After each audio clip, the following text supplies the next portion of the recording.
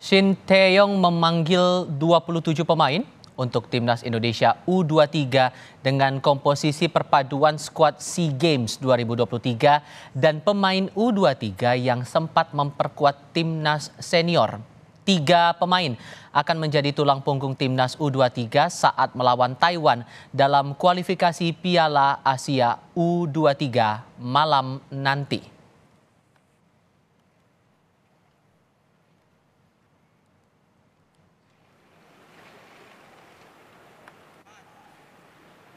Timnas senior berhasil meraih hasil bagus melawan Turkmenistan dan malam ini giliran timnas Indonesia U23 yang akan berlaga melawan Taiwan di Stadion Manahan Solo, Jawa Tengah dalam rangkaian kualifikasi Piala Asia U23 2024. Untuk membahas peluang Indonesia lolos dari babak kualifikasi ini sudah bergabung bersama kami pengamat sepak bola Anton Sanjoyo. Bung Joy, selamat sore, apa kabar? Selamat sore. Terima kasih sudah bergabung bersama kami. Terakhir kali yang saya pahami itu kan saat Taiwan melawan Turkmenistan, Taiwan kalah 0-4 posisinya. Nah, kalau Anda memprediksi saat nanti bertanding melawan timnas kita, timnas Indonesia, potensinya akan bagaimana? Yang pertama ini kita kan Indonesia berada di grup K ya bersama Turkmenistan dan Taiwan. Dan ini kan hanya bertanding 2 kali. Indonesia hari ini akan ketemu Taiwan dan tanggal 12 akan ketemu Turkmenistan. Sementara Turkmenistan sudah menang 4-0 atas Taiwan. Jadi Indonesia kalau mau lolos langsung ke Qatar tahun depan ya memang harus menang lebih banyak daripada ketika Turkmenistan mengalahkan Taiwan. Jadi harus menang 5 atau 6 gol gitu ya. Dan rasanya main di Manahan dengan tim yang saya rasa ini kalau dibandingkan dengan tim yang senior yang kemarin menang melawan Turkmenistan, ini tim lebih menjanjikan sebetulnya. Jadi saya sih berharap mereka tampil lepas meskipun tekanannya moral juga tinggi ya. Karena bermain di kandang sendiri itu biasanya kadang-kadang tekanan mentalnya juga tinggi. Tapi saya yakin ini adalah pemain-pemain yang sudah punya pengalaman di level internasional. Ada beberapa pemain yang sudah malang melintang Ya, di internasional. Ada pemain-pemain juga yang sudah menjadi andalan tim di Liga 1. oke. Jadi harusnya sih mereka tampil jauh lebih percaya diri ya. Dan Taiwan itu kan sebetulnya bukan negara bola Ya. gitu loh. Asal mereka tidak menganggap remeh, saya rasa si Indonesia bisa menang lebih dari 4-0. Oke, kita coba lihat dulu komposisi pemain. Tadi sempat disinggung masalah komposisi pemain kita yang bahkan disebut jauh lebih baik lah komposisi dan performanya begitu. Dan kita coba lihat untuk di lini depannya sendiri. Ini kan ada nama Ramadan Sananta, pencetak 2 gol di final SEA Games. Ini akan menjadi ujung tombak dari serangan timnas Indonesia. Penampilan Sananta kian matang. Sananta punya kecepatan, kaki kanan dan kirinya pun sama kuatnya. Kalau untuk sosok ini, untuk di lini depannya begitu, apa cermatan Anda, Bung Joy? Ya lini depan menurut saya ini yang terbaik yang sekarang dipunyai oleh Sintayong di U23 ya, bahkan masih ada Rafael Struijk di sana yang pemain naturalisasi, tapi ada Witan Sulaiman juga, ada siapa?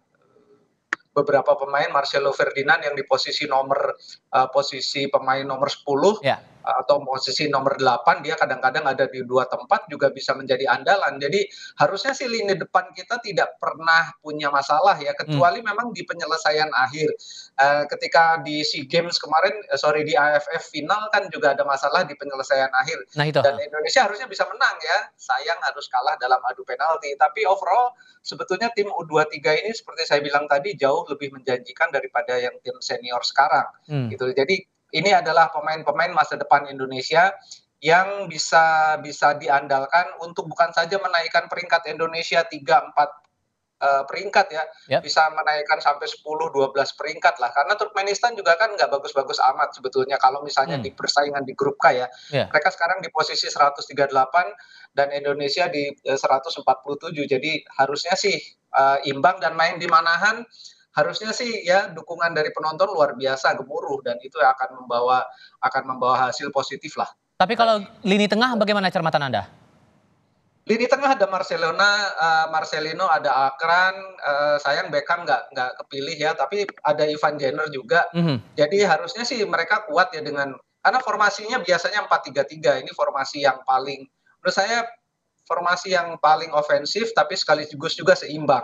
Karena Indonesia tuh dengan 4 pemain flat di belakang, 2 sayapnya tuh bagus-bagus, ada Arhan kan, ada Rio Fahmi, jadi harusnya sih dengan 2 center back yang sangat tangguh juga, kipernya di belakang Eri, Hernando juga sangat tangguh, harusnya sih lini belakang nggak ada masalah, lini tengah akan punya kekuatan lebih karena lini sayap-sayap Indonesia terutama di fullback ya, bagus-bagus terutama kalau kita bicara pemain seperti Arhan Pratama.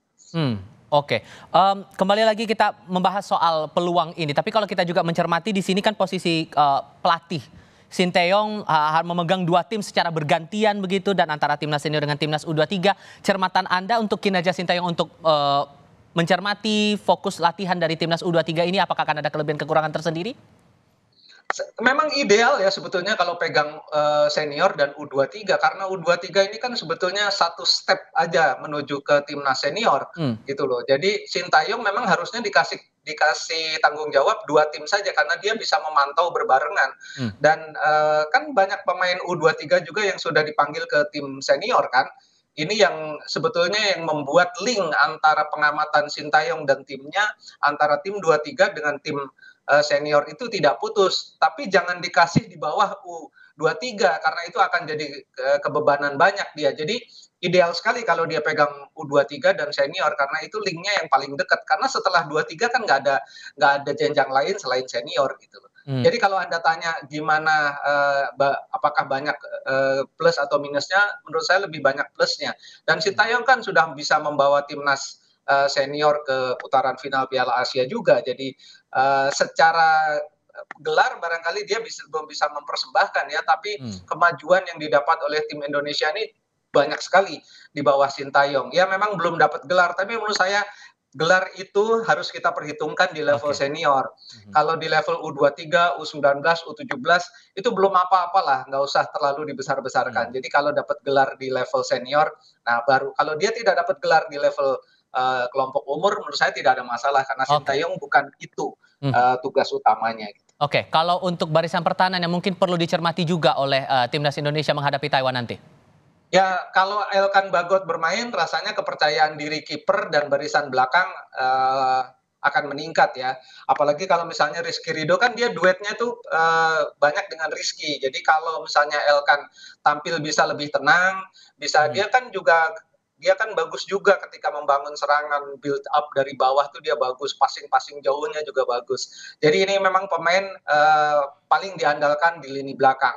Kalau dia ada, Hernando akan sangat percaya diri dan kalau dia sudah percaya diri rasanya gawang Indonesia akan sulit sekali dibobol.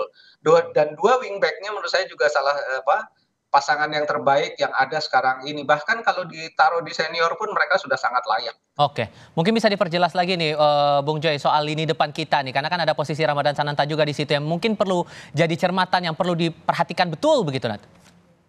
Ya saya rasa Ramadan hanya perlu ketenangan ketika melakukan sentuhan akhir atau di penyelesaian akhir ya. Kalau di belakangnya Marcelino, rasanya sih dia bisa kasih assist ya. Dan kalau misalnya Witan Sulaiman juga bermain kan dia agak liar nih. Witan Sulaiman liar dalam arti positif ya. Dia agak sulit ditebak pergerakannya. Nah, kalau Witan bisa memberikan kejutan di lini belakang Taiwan, rasanya sih Ramadan Sananta akan menemukan harinya ya. Karena dia kan sebetulnya positioningnya juga baik, larinya juga bagus. Dia kalau head to head lawan pemain belakang juga dia lebih sering menang gitu. Jadi harusnya sih dia bisa bikin gol ya, nggak cuma 1, dia bisa bikin 2 atau 3 gol.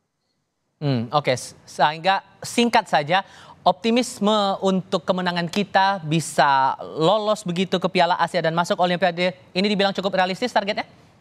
Ya kan stepnya Indonesia harus juara grup dulu, kemudian lolos ke Qatar, dari Qatar akan lolos kalau misalnya bisa mengimbangi tim elit Asia yang lain akan lolos ke Olimpiade di Paris gitu loh. Tapi sekarang PR besarnya adalah lolos dulu lah ke Qatar dan tampil sebaik-baiknya nanti di Qatar. Sekarang harus jadi juara grup dulu. Problem terbesarnya apakah tanggal 12 Indonesia bisa mengimbangi atau menang bahkan lawan Turkmenistan supaya tidak menunggu posisi runner up terbaik dari grup K. Karena sangat tricky kan, yang lolos adalah 11 juara grup dan 4 Baik. runner up terbaik. Mhm. Ini yang akan menjadi PR besar bagi Sintayong. Doa terbaik untuk timnas U23 nanti melawan Taiwan. Terima kasih Bung Joy sudah berdiskusi bersama kami sore ini. Selamat sore Bung.